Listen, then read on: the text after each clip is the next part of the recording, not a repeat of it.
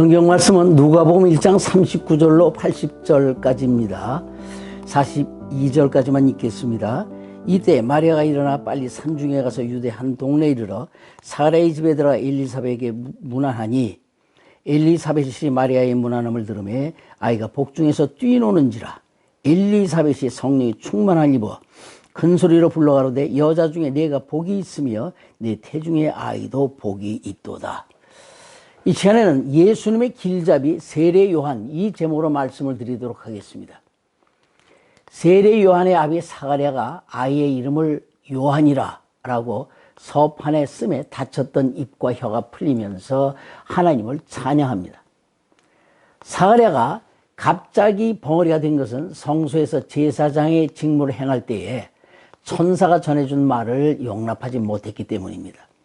즉 내 아내 엘리사벳이 내게 아들을 낳으리니 그 이름을 요한이라 라고 했는데 자기들이 나이가 많다고 이를 수용하지 않았습니다. 그러나 과연 천사의 말대로 늙은 부부에게 아이가 태어났으니 이는 매우 쇼킹한 사건입니다. 그래서 이 소문이 온 유대에 퍼져 나갔습니다. 약 10개월 동안 사가랴 가정의 이런 일련의 사건은 이미 주위에 익히 알려진 바 되었기에 모두가 그 결과를 주시하고 있던 터였습니다. 그런데 모두가 예언한 그대로 이루어졌습니다. 그러기에 모두가 이르기를 이 아이가 장차 어찌 될꼬 라고 합니다. 이에 사가랴가 성령 충만을 입어서 예언하기를 그는 주 앞서 그 길을 예비하여 주의 백성에게 죄사함으로 말미암는 구원을 알게 할 선지자라고 말합니다.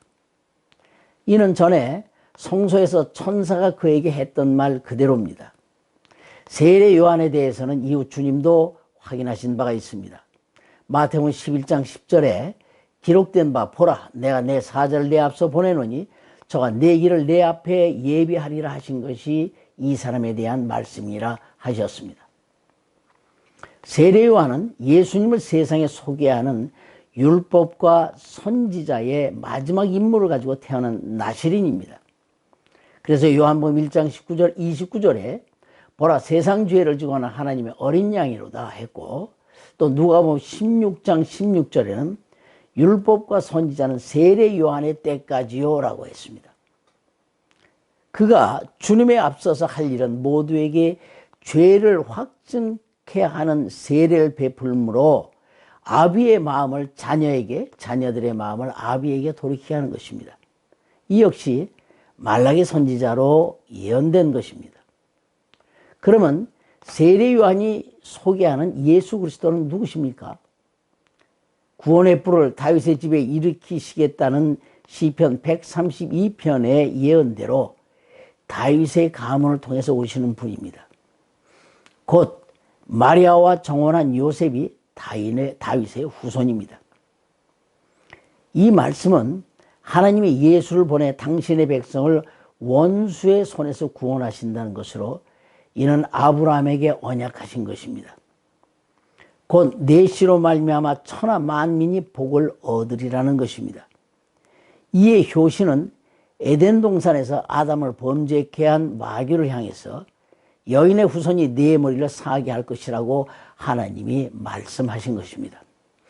그래서 에베소서 2장 5절로 8절에서 사도 바울은 허물로 죽은 우리를 그리스도와 함께 살리셨고 또 함께 일으키시사 그리스도 예수 안에서 함께 하늘에 앉게 하셨으니 이는 어떤 행위가 아닌 주를 구세주로 믿는 믿음으로 말미암은 것이라 라고 했습니다.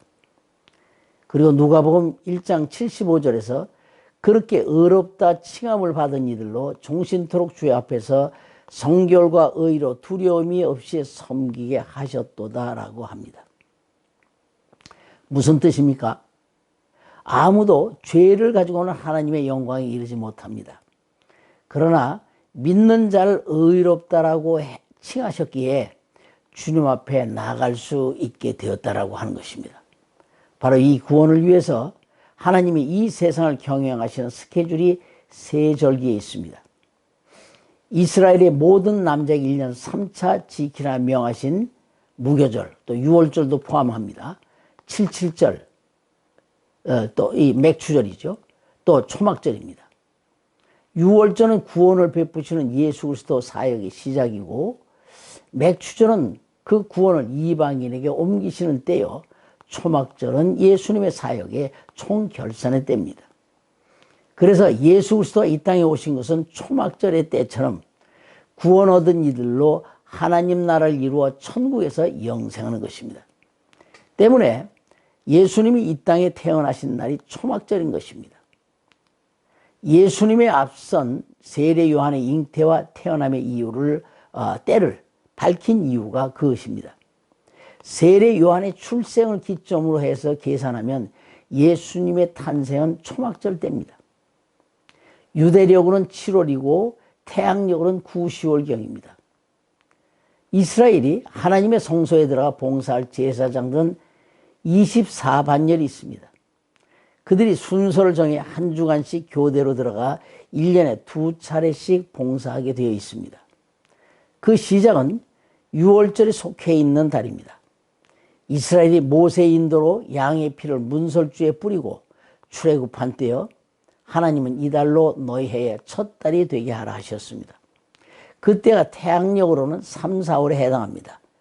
그리고 사가랴가 제사장으로 봉사하는 순서는 역대상 24장 10절에 보면 아비야 반열로서 8번째입니다. 이렇게 성경이 밝히고 있는 것은 그의 잉태 때부터 예수를 소개하는 그 임무를 철저히 행하고 있다고 하는 것입니다. 그래서 엘리사벳이 잉태한 지 6째 달에 마리아의 방문을 받게 되자 복중에서 아이가 뛰는 것입니다.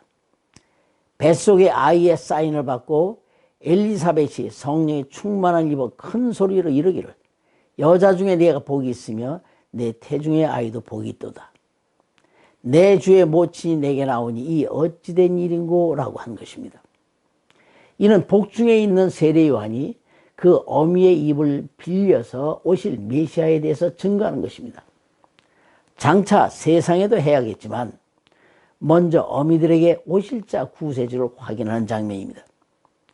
이에 마리아가 화답하면서 하나님의 은혜를 찬양합니다. 먼저는 구주를 낳을 자로 자신을 택해 주신 것에 대한 감사입니다.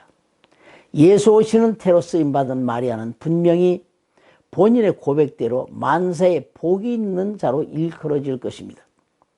그리고 자신에게 잉태된 이가 구세주이시고 심판주로서 이는 하나님이 아브라함에게 하신 언약의 성취임을 고백하고 있습니다. 그러나 분명한 것은 비록 구세주를 그 뱃속에 잉태했을지라도 마리아는 구세주를 필요로 하는 죄인 중에 하나뿐이라는 사실입니다. 그러므로 그를 신격화해서는 안 됩니다. 예수님은 이 땅의 죄인을 구원해서 천국으로 인도하기 위하여 오신 분입니다. 그 일에 세례 요한의 역할이 있었고 오늘 우리에게도 역할이 있습니다. 세례 요한이 초림하실 예수를 증거했다면 오늘 우리는 재림하실 예수를 증거해야 합니다. 지금의 때는 하나님의 경륜 가운데 하나인 맥추절기의 끝입니다. 곧 이방인의 때가 끝나는 시점입니다. 아담부터 아브라함, 아브라함부터 예수, 예수부터 현재까지가 각각 2000년입니다. 이것 보고 느낌이 있어야 합니다. 예수 재림하시어 이 땅에서 마지막 초막절 이루면 이 우주는 끝입니다. 이 세상에 역할 없이 태어난 사람은 아무도 없습니다. 내가 못하면 내 역할 다른 사람에게 넘어갑니다.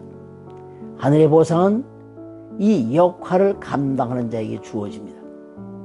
내 역할 다른 이에게 넘어가지 않도록 우리 모두 깨어서 맡은 바 일을 감당하기를 예수의 이름으로 축복합니다.